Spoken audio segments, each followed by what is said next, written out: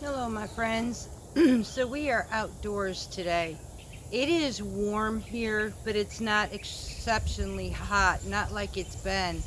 We've got a beautiful breeze and we've got signs that fall is actually coming. We did have to take, and I'm going to do an update on the outside of the homestead, but there was a lot of pulling. We lost a lot of crops this year, and so we basically had to start over. We totally wiped out the tomato house. I currently have the sprinkler system hooked up because this row back here, we started up another row of beans, pole beans. We're going to give it a try, see if we can at least get a few more rounds of pole beans so that we could can up the beans. And then we started our sugar snaps. Now I do need to string some of these up on the line if they're growing up there and they seem to be doing really well. I also realized that I have not done an update on the pheasant, and I thought I'd give you a good example or show you or try to show you what the pheasant looked like up to this date. We do have new seeds, and I'm going to take you around right now and kind of basically let you know what we're doing here. We're not doing a whole lot this fall. We're just doing a few things to get by right now, just to see how it's going to work. But because we still have drought and we still have some pretty warm weather, so let me go ahead and show you around. There's the beautiful ringneck jumbo pheasants we have. The ones with the darker heads that you're seeing there, those are the males. The light colored ones, those are our females. So we are literally watching these babies grow up, and they are absolutely gorgeous. So we would probably keep raising these, it looks like. You hear the old roosters crowing now too, so I mean everybody's got to get their thing in. This was the tomato house that we completely wiped out. In here we went and planted some bok choy, some baby bok choy, some beets, mustard greens, some turnips. I can't remember everything. It was just a few little, basically greens in this one. Some cilantro. We decided that we're not going to do a whole lot for the fall and winter this year. Winter this year, period. Once winter starts, everything is going to get pulled, and we're literally going to let these beds rest until spring. We did this last year, and we felt like this was the best thing that we could absolutely do. Sorry about that, y'all. My knee got hooked up trying to move this away from the sprinkler system. And then on over here, we have the pepper house, which we did not pull. Surprisingly, these peppers are hanging on. So we decided to go ahead and just keep them going, see what we can get out of them. If we can continue to keep getting some peppers, we are going to do so, but we're going to take it to the end. And then over here, I still have some anise hyssop left in here. This is the olive tree that's slowly coming back. This will be brought in during the winter. Then along that fence line right there is the new round of bush beans or pole beans that we're doing. And then this fence line is our newest one, and this is where, I don't know if you can see them, I'll try to bring you around to it without getting caught by the sprinkler, but we have over here, every time I go to point it wants to go out of focus, y'all. But we've got the sugar snaps coming up, so I need to line them through that fence line. But so far, I mean, like I said, we're not doing a whole lot this time. We're going to keep it to this area as far as growing wise. We do have some lettuce in the front where we had the cherry tomatoes, and they're starting to come up, so we do want some lettuce. Other than that, y'all, we're just, I don't know, we're going to deal with what we have this year. And we're going to be basically thankful for it. So I'm going to set you up. It's a beautiful day just to be outside, so I think we'll have our tea moment outside today. Alright, y'all, I realize this isn't the prettiest place around, but it's a peaceful place as much as I possibly can. So, tea time. And yes, this is actually green tea with my anise hyssop in it, and it was sun dried, laid out in the sun yesterday. Here lately, I have been stressing myself sick, worrying about gaining all my weight back and everything else. And I come to the conclusion this weekend, we went fishing, and I'm kicking back, y'all. I'm going to be healthy. I know where I need to be, and I know what I need to do. But stressing over this, I'm not doing it anymore. I do love the Mediterranean food only because it is a lot healthier for me, and I'm going to stay with it. I do occasionally use my low carbs so I can cut down on the massive amount of carbs I used to eat, and I'm going to stick with it.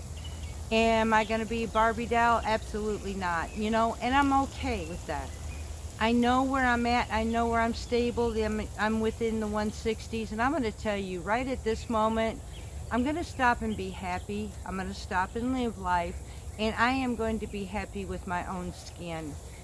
We get to a point sometimes it seems like we can overstress things. We can overdo things. We can overthink things. And when we do, we make ourselves stressfully sick. And there's no sense in this.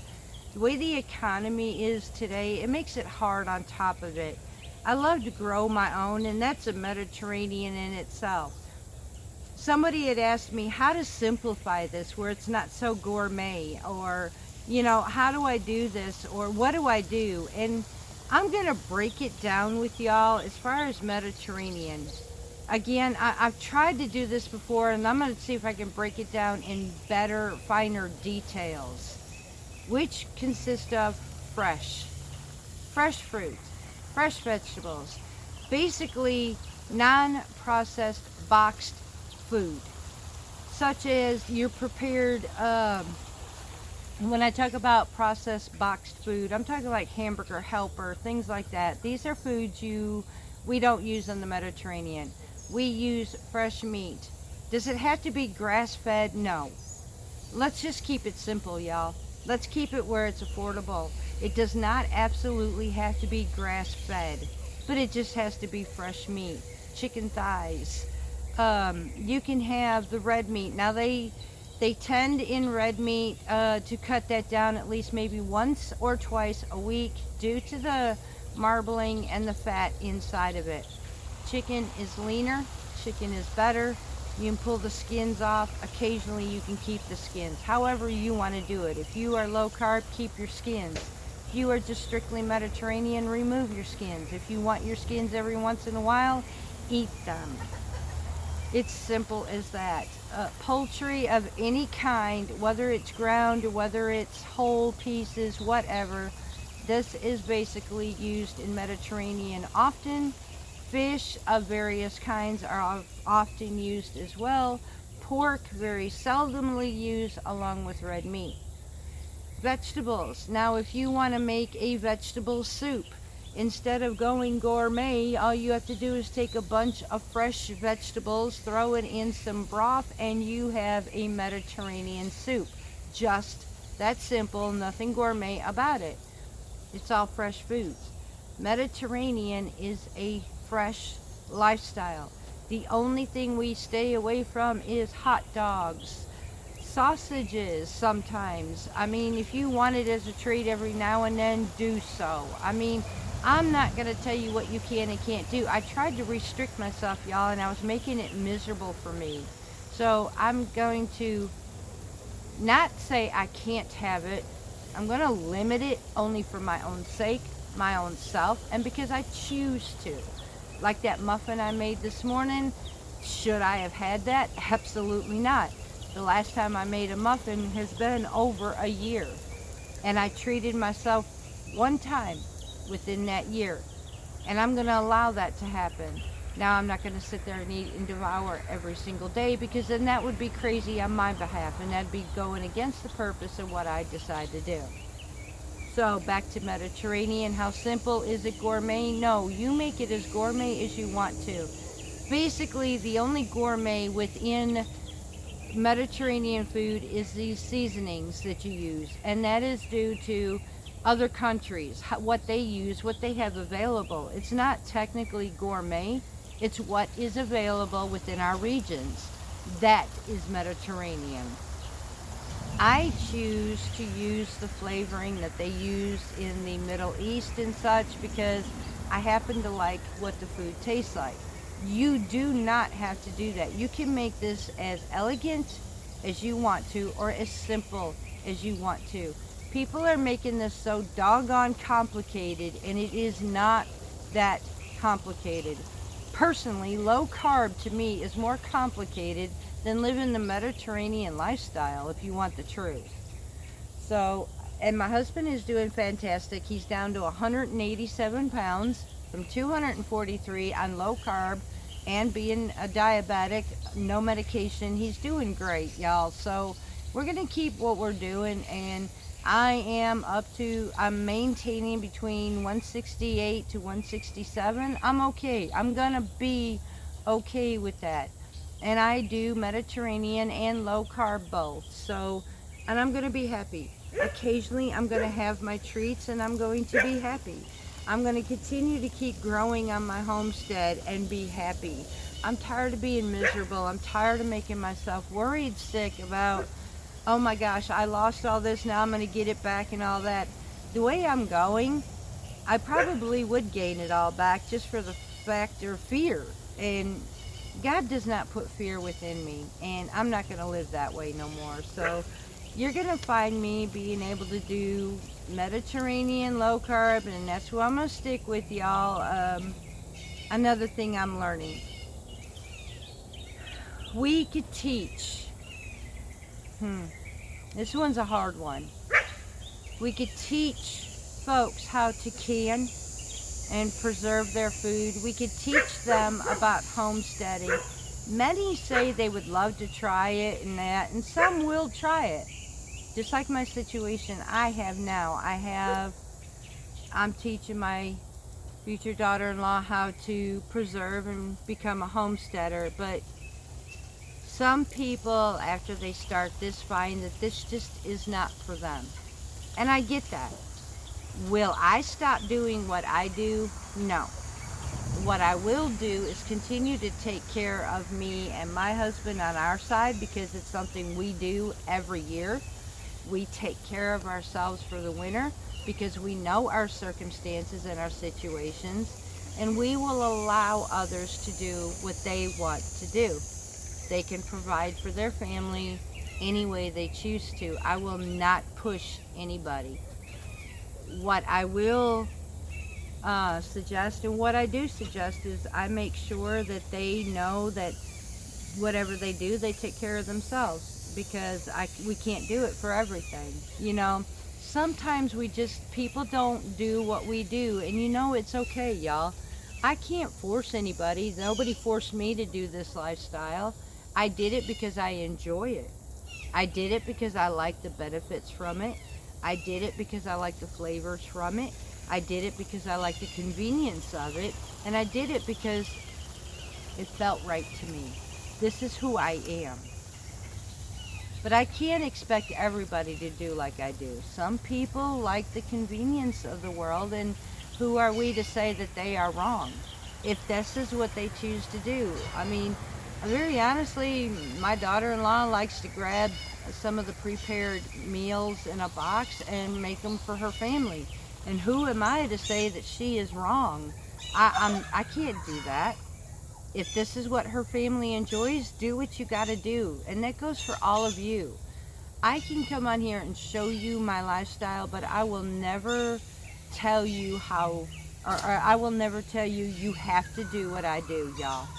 I will not even tell you you have to live low carb with me. I will not even tell you you have to live Mediterranean with me. I'm just sharing my life with you. I'm sharing with you why we ended up where we're at today. And I will continue to keep sharing the gardens and the canning and the preserving that we do and the meals that we make, because this is our lifestyle. We started this a year ago, and I'm not going to stop now. I mean, we have made a lot of family, but I also understand that this is not the lifestyle for everybody. Some people just enjoy watching and looking at this life. Some people just like the fact is maybe they tried it and maybe they didn't like it, but they like to watch somebody else. And I get that. I'm okay with that. My family is not catching on too well, I don't think, and I think it's because really they were curious, and it's okay. So a lot of things that you're seeing right now when I update the pantry, honestly, that is for me and my husband, and this is the work I've been doing since spring. And I am almost, but not quite ready yet for winter. So these are what you're going to find. Like I said, my daughter-in-law has her own thing. They have their own space, and they do what they do, and I'm okay with that. We actually all prepare our own type of meals. She prepares meals for her family. I prepare meals for me and my husband, and we've been working quite well like that. We don't always eat the same meals together, but we sit at the same table together, and we get along that way. And it's working. I can't expect them to eat like us if that's not what they're used to. So I thought I'd go ahead and share that with y'all too. Sometimes we would love to be able to have people catch on and be able to do the same as us, but sometimes reality just says it's not for everybody. You know, I would have loved to have a big farm and not be in the city, but the cards weren't in there for us, so we made do with what we have. And that's basically how life works. It really does. So I will continue to teach if she wants to learn, and for you, I'm going to continue to keep doing what I'm doing and share with y'all. So, and that blueberry muffin with the chocolate this morning, y'all, ooh, that was good. That was really good. I took the rest of them actually, and I gave the grandkids one of them to split because it was huge. And the other ones I actually froze for another meal sometime down the line. And I may make some more. I may do one for fall with cranberry and white chocolate. So we'll see what happens. But I wanted to be able to share this moment. I have not had a one-on-one with y'all in so long, and I have seriously missed this with you. And I did not want to be cooped up in the house anymore. I'm actually wanting to come outside so bad. So while the watering is being done, which I'm getting ready to turn this off, I figured I'd take a brief moment with you. I love each and every one of you. Just to let you know, you have been absolutely amazing to me and my husband. You've been fantastic with this homestead. You've helped grow us in such a way I never imagined. We are at 2,500 subscribers, y'all, and that's all because of you. As far as our views, you helped us reach over 32,000 views, and I couldn't be more blessed. I continue to keep doing what I do, being who I am. I'm not changing, y'all. I am just living my life and sharing with you every moment that I have. Not everybody likes what I do, and that's okay. And then there are times that we just grow so fast that we don't know what hit us. So we love you all very much, and we love having you as part of our family. We have a lot more content to come. We've got new growth happening, so let's see what happens. And then hopefully, let's pray we have some wild game this year so we can make some different meals. And I would love to be able to show you different meals you can prepare for your table than just the ordinary deer stew. So I know a few meals that would be absolutely amazing. So until next time, much, much love to each and every one of you. God bless you, and thank you so much from Parton's Heritage Homestead.